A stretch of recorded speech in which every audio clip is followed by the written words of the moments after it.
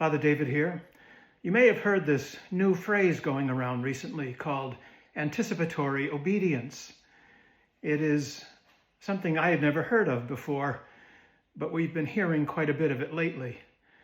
It has played out when two of the nation's newspapers of record, the Washington Post and the Los Angeles Times, both refused to endorse a presidential candidate this year, departing from decades of precedent in fear that a Harris endorsement would infuriate Herr Trump.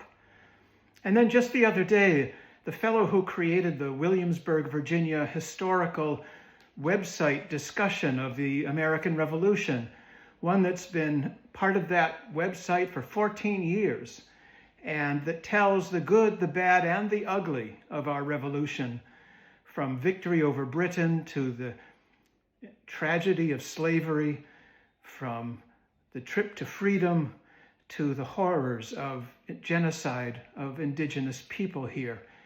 And right after the election, that website, according to its creator, has disappeared. Well, when people ask what we can do in the face of this coming fascism, is that we can practice anticipatory disobedience. And what might that look like? Perhaps it looks like sending a letter to the editor every once in a while, extolling the virtues of the LGBTQ+ community.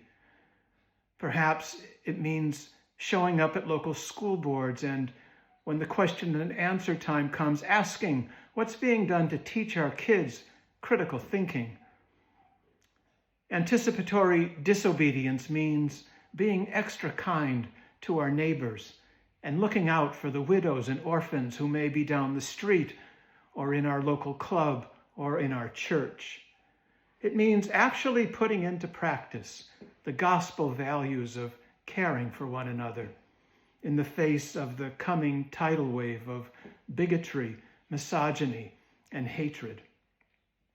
Here's the good news. Grass always grows through concrete. Love is always stronger than hate, and life in the resurrection of Jesus Christ always defeats death. Let's get busy, friends. God bless you all.